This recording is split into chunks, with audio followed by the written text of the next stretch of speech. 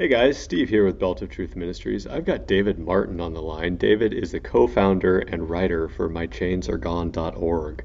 David, thanks for joining us today. It's good to be with you, Steve. Thanks. Yeah, so what's the one piece of advice that you would give to somebody struggling with porn?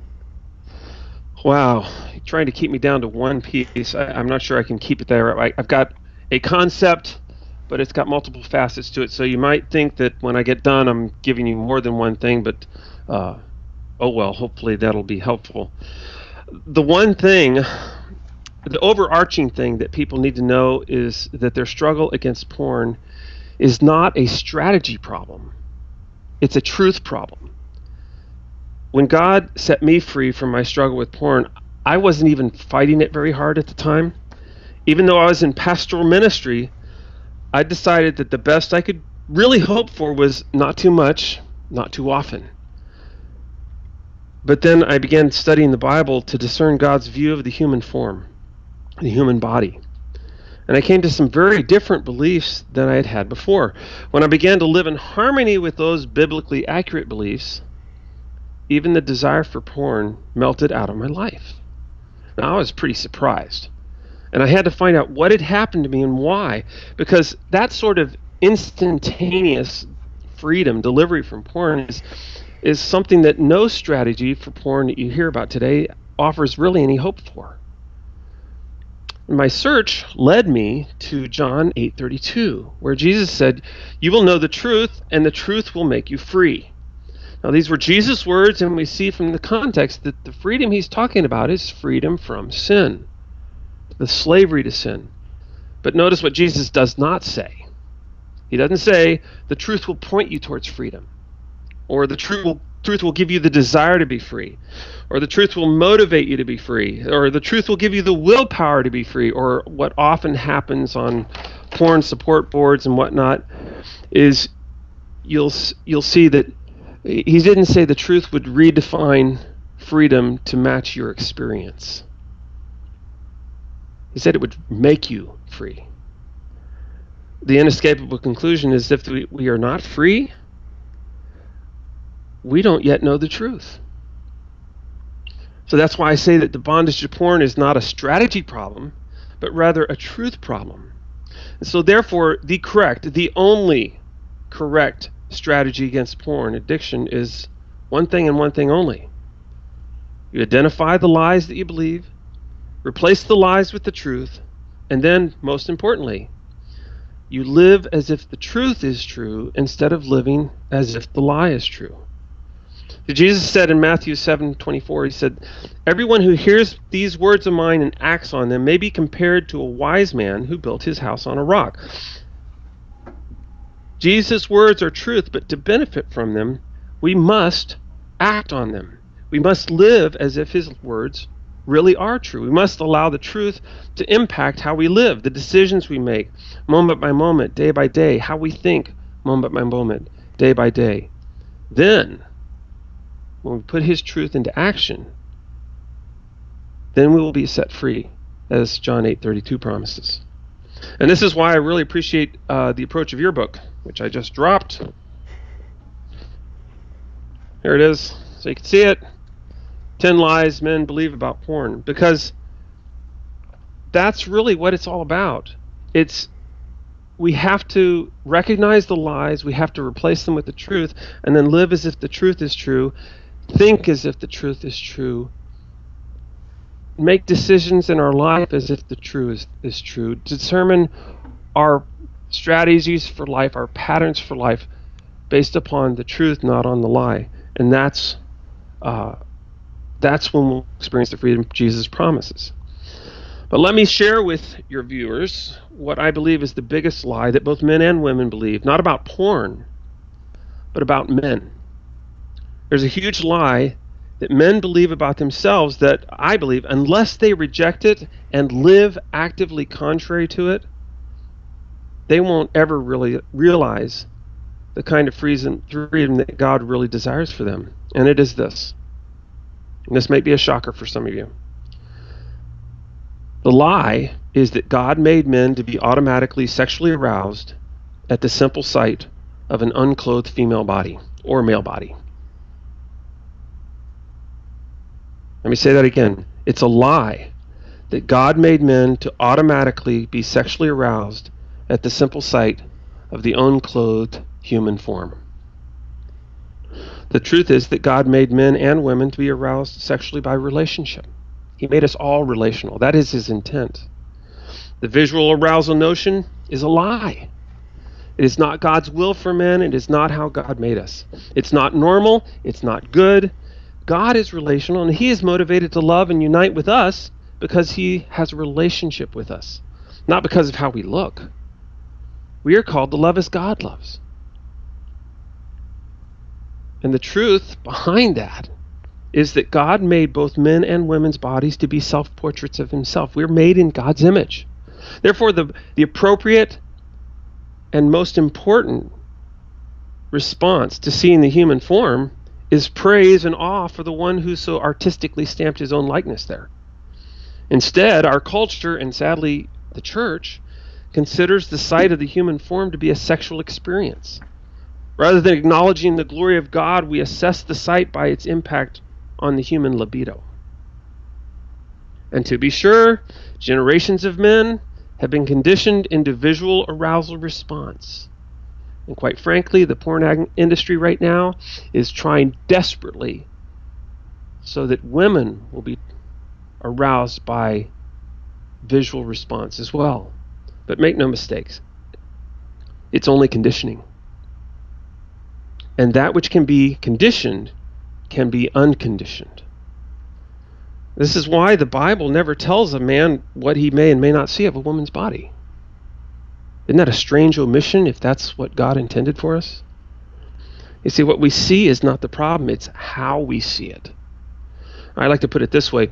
We sinfully view the human form because we have a sinful view of the human form. And the tragic reality is that most, if not all, of the strategies that are promoted in the church to combat porn addiction are based upon the assumption that the visual lie is actually true. And no strategy that affirms that lie will ever deliver anyone from the bondage empowered by that lie. And that, I believe, is why the success rates of all those strategies are so abysmally low. I know I've said some very strong and perhaps surprising things in this interview, but given the epidemic of porn addiction even within the church, isn't it time we re-examine some of the things we've been believing so unquestioningly for so long? So let me summarize. My one thing. It's a two-part declaration. First of all, bondage to sin, any sin, quite frankly, is not a strategy problem. It's a truth problem. And God intends for men, all of us, men and women, to find sexual arousal relationally, not visually.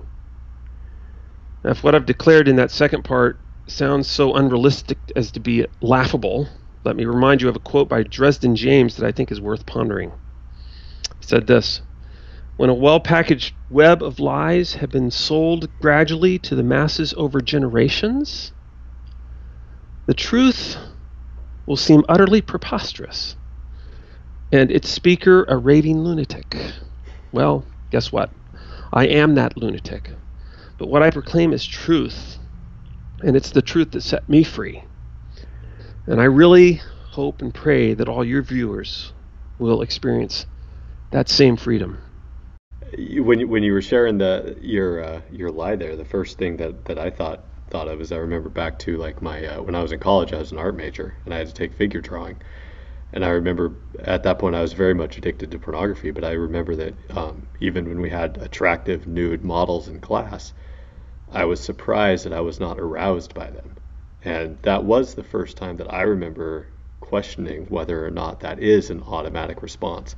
And over the years, I found with myself that a lot of, for me, my addiction to pornography, a lot of that wasn't driven from it wasn't ultimately driven from a desire to see naked women. It was driven by a desire to see the women photographed in a way where it implied that they desired me. So my lust over them was not strictly over their body. A lot of it was over their desire, if that makes sense.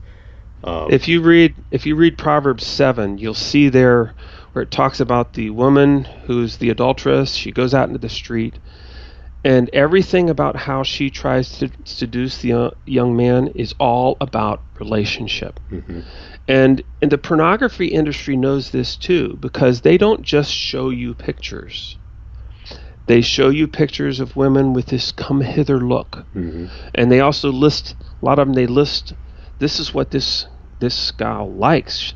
And the guy has to say, he's going to be reading that, what she likes and what she doesn't like, and he's going to think to himself, she would like me. And there's that, pornography is trying to capitalize on that relationship component, even while it's selling the lie that it's all visual. Right. And if you believe that lie that it's all visual, the chances of you finding healing are so much less, because you're not actually dealing with the root cause of what you're after there. That's right. You're fighting the wrong battle. You're trying to say, hey, I should not find this to be attractive. Yes, you should. God made it attractive. It's his image. And we start fighting the wrong battle because we say, oh, I shouldn't want to look. I shouldn't want to see that. But then we give in and we look, and we believe that looking will automatically result in lust, and therefore we don't even fight the lust response. We're literally fighting the wrong battle. In fact, that's one of the article titles of my article, "The Right Battle," on our website. And so that's great to hear what you said about that, because what you experienced in that art class was you experienced the truth, and it wasn't trumped up and built up in the way our culture has conditioned so many people, so many men for many generations to think this is what your response is supposed to be. Imagine if a man does not have that response. What will he do if it's only through relationship that he finds that arousal? What will he do when he starts sensing the need and the desire in his body to express himself sexually? Well, if the sight of some other woman doesn't do it, where is he going to go? He's going to go right back to his wife, because she's the one with whom he has, the only one with whom he has that sort of relationship. And doesn't that sound like that would be in keeping with God's design? I think so. Yeah, well, thanks for sharing all that. Tell people where they can find out more about your ministry and all that. Well, several other pastors and I, a number of years ago, who we were set free similarly, and we were like going, what happened? And God brought us together, and we knew that we had a similar understanding, similar experience and similar perspective, and we said, we've got to get this message out. And so we developed a site called mychainsaregone.org, and the readers might want to read the story called The Chain. It was the story I wrote as an allegory about how God set me free, and it was written out of gratitude for God. That kind of became the metaphor for saying my chains are gone as a website, and there's a whole series of articles. We encourage people to read them right in order. We find a lot of times they're so radically different in the way people are thinking that they need to read it multiple times. But we find when people really get it, when they really understand it, they are set free. And it's not a strategy site.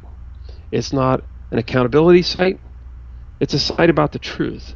And that's enough. So I encourage people to read that. I'm going to give you a link to a message I gave called the Incarnation Scene 1, which I think gives a lot of theological background for the kind of things that I've talked about today.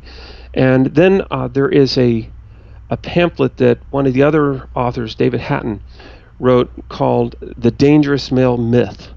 And this is about that whole visual myth. He's put it in the form of a downloadable PDF that's printable, and you can distribute it to people, and you can look it over and talk about it. And so I'm going to give you that link as well. So I hope people come to the site and read through the articles and really prayerfully seek to say, God, what are the truths that I've not been seeing and understanding? What are the lies that I have been believing? And help me make that switch. Awesome. Well, yeah, we will definitely add all those links in the show notes. Sounds like you've got a lot of great resources for people to check out. So thank you for your generosity and then just for your time for doing this. I really appreciate that. Hey, it's a real privilege and I'm just really thankful for the opportunity to do this.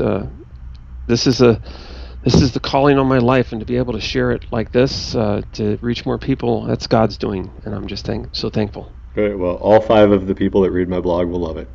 Yeah. Great. Well, thanks so much, Steve. Yeah, thanks again, David.